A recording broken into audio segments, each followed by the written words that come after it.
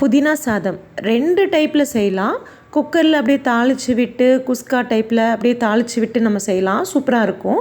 இன்றைக்கி நம்ம லஞ்ச் பாக்ஸில் கொடுத்து விடணும், ட்ரையாக இருக்கக்கூடாது அப்படிங்கிறதுக்காக துவையல் மாதிரி செஞ்சு நல்லா அதை சாதத்தில் கலந்து செய்ய போகிறோம். ரொம்ப டேஸ்ட்டாக இருக்கும். ரொம்ப சிம்பிளான ரெசிபி.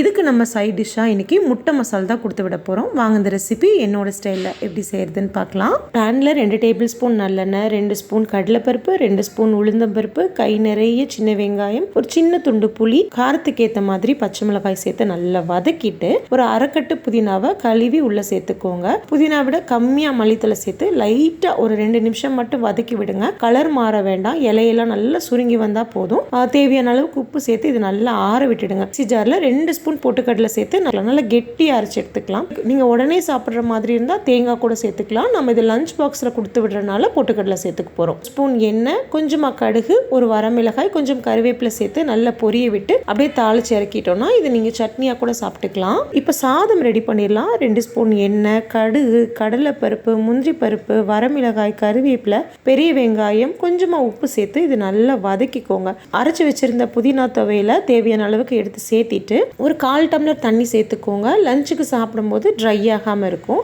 தேவையான அளவுக்கு சாதம் சேர்த்து நல்லா கலந்து விடுங்க. அவ்வளோதான். அப்படியே லஞ்ச் பாக்ஸ்க்கு பேக் பண்ணிட்டீங்கன்னா மத்தியானம் சாப்பிடும்போது ட்ரையாகவும் இருக்காது, நல்ல உதிரியாகவும் கிடைக்கும். கண்டிப்பாக இந்த ரெசிபியை சேவ் பண்ணிவிட்டு ட்ரை பண்ணி பாருங்கள். ட்ரை பண்ணி பார்த்துட்டு எப்படி இருந்துச்சுன்னு உங்கள் ஃபீட்பேக்ஸ் அண்ட் கமெண்ட்ஸை என் கூட ஷேர் பண்ணுங்கள். தேங்க்யூ.